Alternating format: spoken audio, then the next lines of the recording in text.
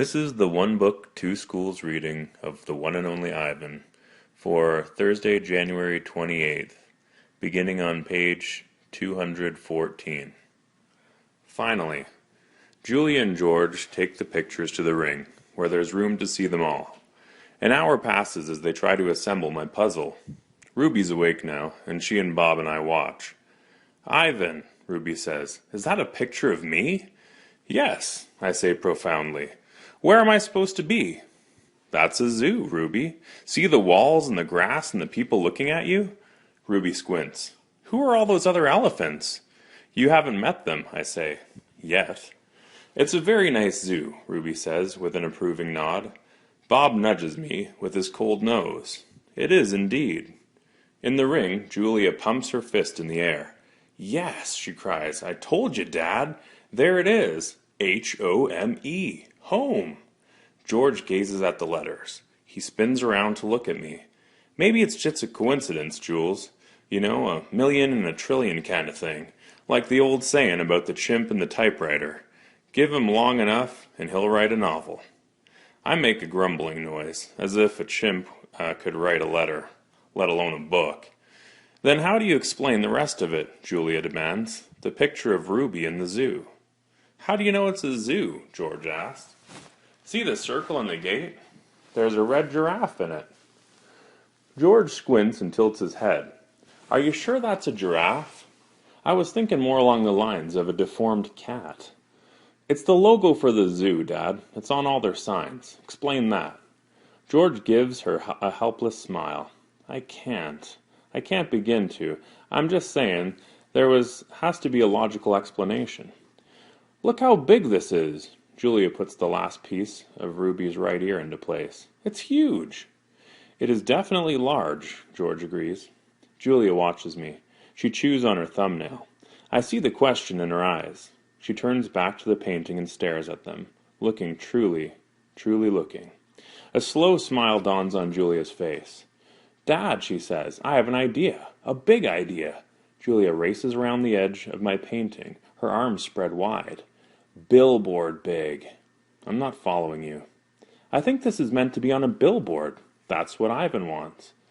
George crosses his arms over his chest. "What Ivan wants," he repeats slowly. "And you know this because you two have been chatting?" "Because I'm an artist, and he's an artist." "Uh-huh," says George. Julia clasps her hands together. "Come on, Dad, I'm begging you." George shakes his head. "No, I'm not doing that. No billboard, no way." "I'll get the ladder," Julia says. "You get the glue. I know it's dark out, but the billboard is lit." "Mac'll fire me, Jules." Julia considers. "But think of the publicity, Dad. Everybody would know about Ruby." "You want me to put up a sign that shows Ruby in a zoo with the word home on it in giant letters?" George gestures towards my picture. "A sign, incidentally, that just happens to have been made by a gorilla?" "Exactly." "And you want me to do it without Mac's permission?" George asks. "Exactly." "No," George says. "No way." Julia goes to the edge of the ring. Careful not to step on any of my paintings, she picks up Mac's claw stick. She walks back and hands it to her father. George runs a finger along the blade. "She's just a baby, Dad. Don't you want to help her?" "But how could it help Jules? Even if lots of people see Ivan's sign, it doesn't mean anything's going to change." "I'm not exactly sure yet," Julia shakes her head. "Maybe people will see the sign, and they'll know this isn't where Ruby belongs. Maybe they'll want to help too." George sighs. He looks at Ruby. She waves her trunk. "It's a matter of principle, Dad. Principal. L-E, George corrects. "Dad," Julia says softly, "what if Ruby ends up like Stella?" George looks at me, at Ruby, at Julia. He drops the claw stick. "The ladder," he says quietly. "It's in the storage locker." The next morning. I watch Mac's car slam to a halt in the parking lot. He leaps out. He stares at the billboard. His jaw is open. He doesn't move for a long time. Mad human. A mad gorilla is loud, But a mad human can be loud too, especially when he is throwing chairs and turning over tables and breaking the cotton candy machine. Phone call. Mac is kicking a trash can across the food court when the phone rings. He answers it, red-faced and sweating. "What the?" he demands. He glares at me. "I don't know what you're—" he starts to say, but then he stops to listen. "Who? Julia who?" he asks. "Are you sure? George's kid? She's the one who called you?"